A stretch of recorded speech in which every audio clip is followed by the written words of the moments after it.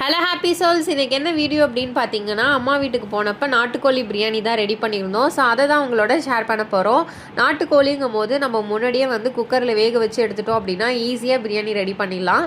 So அதுக்காக first chicken, அதுக்கப்புறம் வந்து மஞ்சள் தூள், காரத்தூள், கரம் மசாலா, சால்ட்டு, தண்ணி கொஞ்சமாக தண்ணி ஊற்றிக்கிட்டால் போதும். ஸோ இது எல்லாத்தையும் போட்டு மூடி குக்கரில் ஒரு 2 விசில் கிட்டத்தட்ட வச்சு எடுத்துடுங்க. அதுக்குள்ளே ரைஸையும் வந்து ஊற வச்சாச்சு. நாங்கள் இன்றைக்கி 1 கிலோ கிட்டத்தட்ட வந்து சீரக சாம்பார் ரைஸில் பிரியாணி பண்ண போகிறோம். அதையும் வந்து ஊற வச்சுட்டேன். இந்த சைடு வந்து பார்த்திங்கன்னா இன்னொரு குக்கரில் எண்ணெய் ஊற்றிட்டு பட்டை, கிராம்பு, ஏலக்காய், பிரிட்ஜி இலை இது எல்லாத்தையும் நல்லா போட்டு பொரிஞ்சதுக்கப்புறமா கட் பண்ணி வச்சுருக்க ஆனியனை போட்டு நல்லா வதக்கிக்க வேண்டியதான். ஸோ நாங்கள் இன்றைக்கி 1 கிலோ பண்ணுறதுனால அந்த அமௌண்ட்டுக்கு தேவையான வெங்காயத்தை போட்டு வதக்கிக்க வேண்டியதான். அதுக்குள்ளேயே வந்து சிக்கன் நல்லா வெந்து வந்துடுச்சு. அதில் கொஞ்சமாக பெப்பர், கொத்தமல்லி தூள், அந்த தண்ணி வடித்து சாப்பிட்டீங்க அப்படின்னா சூப்பரான நாட்டுக்கோழி சூப் ரெடி ஆகிடும்.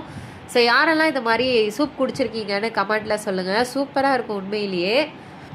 அதுக்கப்புறம் இங்கே வந்து பார்த்தீங்கன்னா வெங்காயம் நல்லா வதங்கிடுச்சு இல்லையா? ஸோ அதனால் தக்காளி, பச்சை மிளகா ஆட் பண்ணிக்க வேண்டியதான். நான் இன்றைக்கி பச்சை மிளகா ஒரு 6 பச்சை மிளகா கிட்டத்தட்ட வந்து ஆட் பண்ணியிருக்கேன்.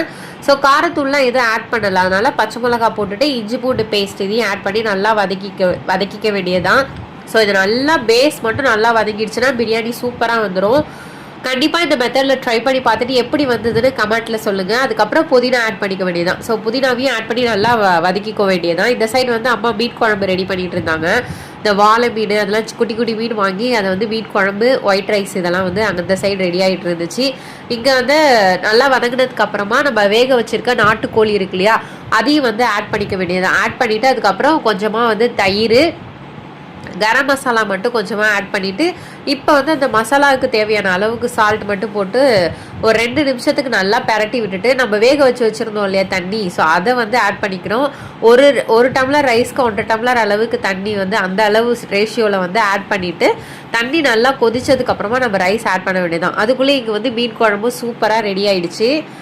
ஸோ தண்ணி கொதிக்கிற வரைக்கும் வெயிட் பண்ணிக்க வேண்டியதான். ஸோ தண்ணி நல்லா கொதிச்சதுக்கப்புறமா நம்ம ஊற வச்சுருந்த ரைஸை வந்து தண்ணி இல்லாமல் வடிச்சிட்டு அதில் ஆட் பண்ணி மூடி வச்சுக்கோங்க. ஸோ இந்த ஸ்டேஜ் அரிசியும் தண்ணியும் ஒன்றா வந்ததுக்கப்புறம் புதினா, கொத்தமல்லி, அப்புறம் கொஞ்சமாக வந்து நெய் போட்டு மூடி வச்சு தம் போட்டு இறக்குனீங்க அப்படின்னா சூப்பரான நாட்டுக்கோழி பிரியாணி வந்து ரெடி ஆகிடும். ஸோ உங்களுக்கு காரம் தேவைப்பட்டுச்சுன்னா உங்கள் அளவுக்கு தேவையான அளவுக்கு காரம் போட்டுக்கோங்க. ஸோ நான் பசங்களுக்கெலாம் கொடுக்கணும் அப்படின்னு சொல்லிட்டு காரம் கம்மியாக தான் செஞ்சுருந்தோம். ஆனால் ஸ்மெல் பார்த்தீங்க அப்படின்னா பக்கத்து வீட்டுக்கெலாம் வந்து அந்த அளவுக்கு ரோட்டில் போகிறவங்களாம் வந்து எங்கள் வீட்டில் பிரியாணியான்னு கேட்குற அளவுக்கு அவ்வளோ சூப்பராக இருந்துச்சு.